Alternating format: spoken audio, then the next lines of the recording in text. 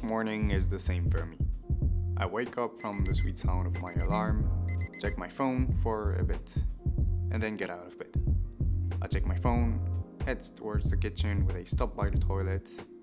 I check my phone again, and make a somehow nutritious breakfast and eat it while checking my phone again.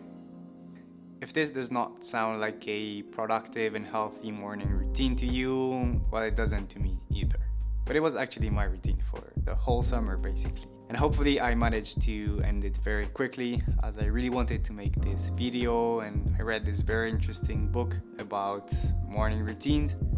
But I needed some time in order to install this new routine and to try it out before sharing it on video. Lately, I do spend a lot of time at home, and discipline is much needed to not fall again into the phone trap.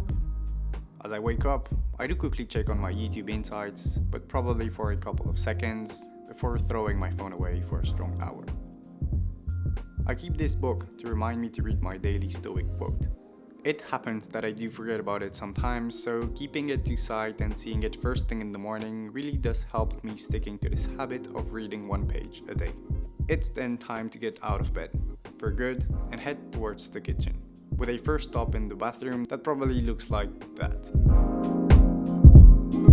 Oh yeah, it was not a joke in the intro by the way, but I probably shouldn't even have mentioned it. A successful morning routine for me is whenever I get to start off with my day with some peaceful and silent moments. This is the time where I get to think about plenty of different things of my life, about video ideas, and about basically how my day is going to be. I stopped drinking coffee, but this is a whole other topic which you will hear from very soon.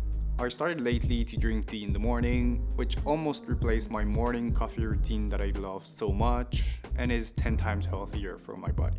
I also follow a strict diet lately, and while this is not something that I would usually do, I have to force myself to eat in the morning, and therefore peanut butter toast it is. When everything is ready, I sit at the kitchen table to start another part of the morning routine. Morning pages. I don't even know how to call those, to be honest. Some people call it journaling, others call it affirmations. I guess they all basically mean the same thing. But anyways. I use this one app on my iPad to write down all these thoughts that could come through my mind, the ones that popped out when I was making my cup of tea, and even the ones that are irrelevant. I could also write them down on a notebook, but I think I would tend to skip the routine more if I had to write things down with a pen, as it would cost me more than typing on a keyboard. Those morning pages / journal / affirmations are a great way for me to clear my brain and visualize. Having a clear vision of life and of my YouTube project is for me a strong relief, as I tend to overthink a lot of things.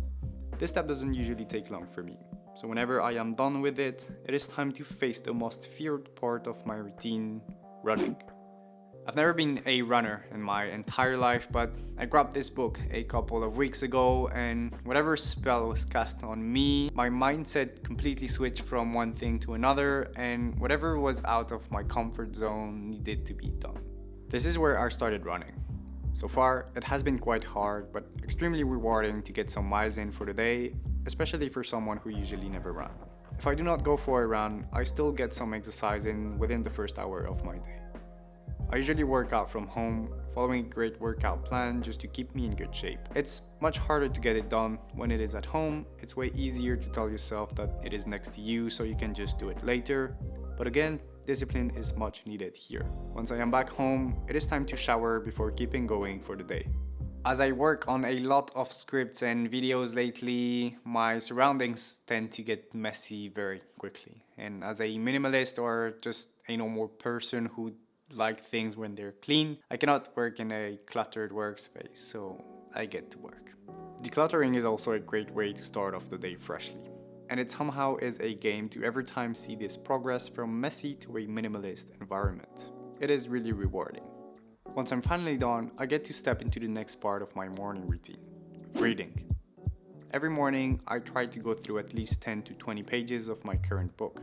I currently am reading The Subtle Art of Not Giving a Fuck in the French version because I stole it from my parents.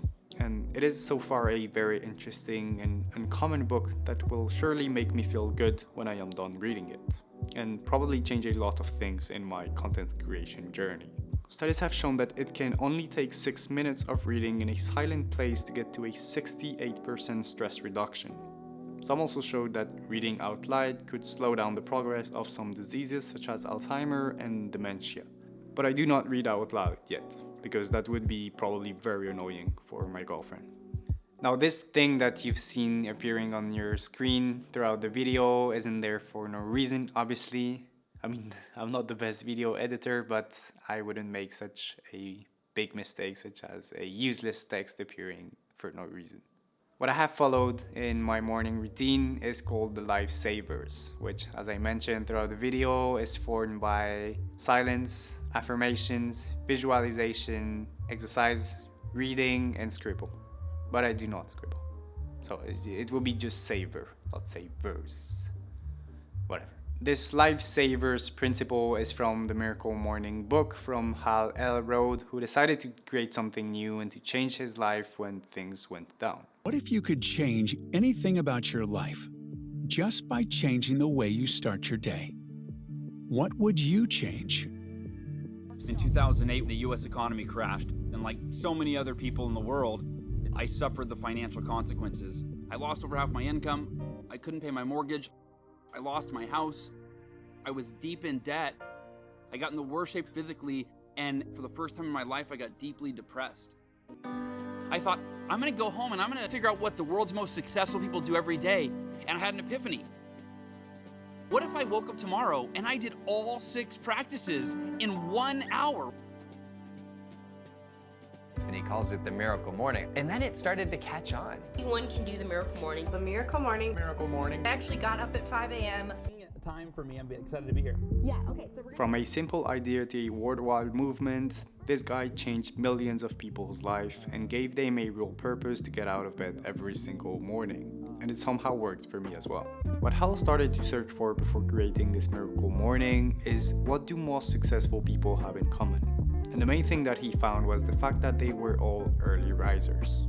Now, more than very simple things such as reading, silence, or meditation, there are actually a lot of science backup behind all of those things, and some of them actually are mind-blowing. Brain patterns produced when you're imagining a scene are actually the same as when you're seeing that thing. Meditation actually increases different neurotransmitters in our brain. Now, Hal presented in his book his Miracle Morning, and he starts it at 5 a.m.